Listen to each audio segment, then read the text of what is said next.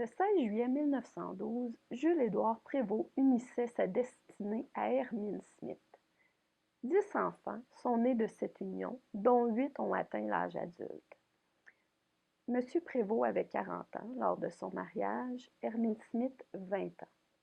Quelques jours avant son mariage, ses amis ont décidé de fêter l'événement. Il a alors livré un discours qu'aujourd'hui, nous avons le plaisir, en ce 9 décembre 2015, qu'Henri Prévost, petit-fils de Jules-Édouard Prévost, nous en fasse la lecture et nous livre ce témoignage bien senti. Nous vous invitons donc à découvrir avec plaisir cette petite pièce d'archives.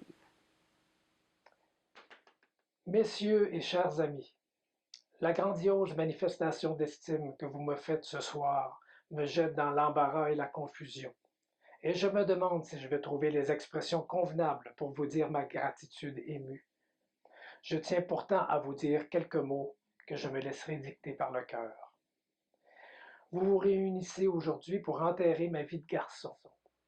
En vérité, vous êtes de joyeux croque-morts, et celui que vous enterrez n'en est pas moins joyeux que vous. Ma vie de garçon est donc morte, mais oui, du moins elle se meurt. Elle a du reste fourni une longue carrière, et je crois bien que c'est de vieillesse qu'elle expire. Mais qu'entendez-vous enterrer avec ma vie de garçon? Assurément, ce n'est pas le moment pour moi de répéter le cri de douleur qui, dans un moment tragique, s'échappa de l'âme d'un des héros de l'immortel chef-d'œuvre de Murger et de m'écrier avec lui: Ah, ma jeunesse, c'est vous que l'on enterre. Loin de là, mes amis, car ce que vous enterrez, c'est ma vieille vie de garçon qui cède sa place à l'aube de ma vie de jeune marié. Est-ce que par hasard, à la cérémonie de ce soir, préside ce principe biblique qui ordonne de couper et de détruire tout arbre qui ne porte pas de fruits? Mais prenez garde que sur ce point, plus d'un homme marié ne vale guère plus qu'un garçon. J'en vois d'ailleurs ici plusieurs. Voudriez-vous encore, par les pompes funèbres de cet enterrement, porter en terre ce que l'on est convenu d'appeler l'égoïsme du célibataire? Faites bien attention que le mariage a été justement défini l'égoïsme à deux, et en vérité, il n'est pas autre chose. Qu'est-ce donc qui va mourir avec ma vie de garçon et que vous enterrez ce soir? Vous le savez bien, mes amis, c'est ma liberté de célibataire. C'est un sacrifice nécessaire à la conquête d'un cœur.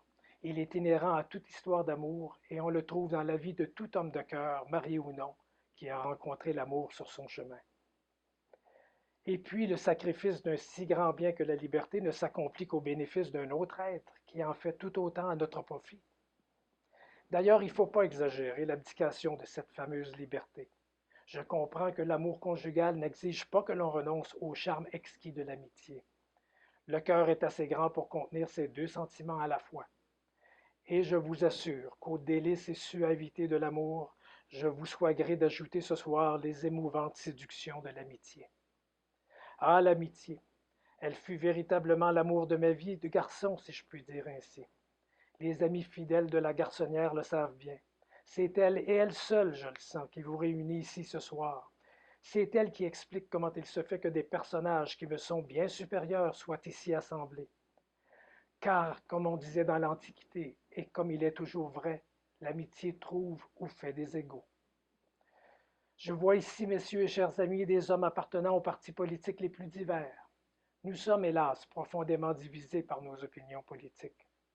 Mais ces divisions résultent du choc des idées et malgré tout, l'union et la paix qui en découlent continuent de régner entre les cœurs bien-nés. J'ai des adversaires, certes, oui, puisqu'à moins d'être seul au monde, il faut soulever des contradictions et avoir des contradicteurs. Mais grâce à Dieu, si j'ai des adversaires, je me flatte de n'être l'ennemi de personne. Et puisque vous êtes tous mes amis, je peux bien vous dire ce qui a fini par avoir raison de mon cœur invulnérable de célibataire de 40 ans. C'est le culte de la vie de famille qui m'a conduit au mariage. Les seuls mots de vie de famille me font faire un rapide retour dans le passé. Je revois vivants et bien vivants ceux des biens que la mort est venue chercher, et surtout mes chers parents qui, pendant un demi-siècle de vie conjugale, furent heureux et répandirent le bonheur autour d'eux. Ces parents regrettés pour qui le blanc linceul de la mort est le symbole de l'éclatante blancheur d'une carrière très pure. Mon père disait souvent que dans la vie, On pouvait rencontrer des douleurs accompagnées de consolation, mais qu'on ne pouvait rencontrer de joie sans mélange et sans regret. Vous comprenez que ce qui m'arrive ce soir en est une preuve de plus. La marque d'estime que vous me donnez, mes chers amis, m'est encore plus précieuse que les magnifiques cadeaux que vous m'offrez. J'en garderai le souvenir toute ma vie dans ce coin de mon cœur où l'on place ce qui vous est le plus cher. J'en ferai part à celle qui veut bien devenir bientôt ma femme. Je mettrai dans sa corbeille de noces la preuve d'amitié que vous me témoignez. Ce sera le plus beau des cadeaux. Elle en sourira de joie et son cœur en sera profondément ému. Je ne connais pas de remerciement plus digne de vous qu'une telle émotion et qu'un tel sourire. Permettez-moi toutefois d'y joindre encore une fois mes remerciements. À tous et chacun de vous, j'adresse mon merci sincère, venant du plus profond de mon cœur. Je dis un merci spécial aux musiciens qui ont bien voulu ajouter un charme de plus à cette fête qui en a tant. Dans les harmonies de l'orchestre, il me semble trouver comme un écho des accords de la vieille fanfare dont je fis partie en qualité de grosse caisse. De tout ce cher passé et du présent, je garde et garderai toujours le souvenir. En partant pour le pays de l'amour, je ne dis certes pas adieu à l'amitié. Je vous demande de me conserver la vôtre et je vous jure que rien n'ébranlera celle que je vous porte. Car si l'amour est fort comme la mort, l'amitié est bonne comme la vie.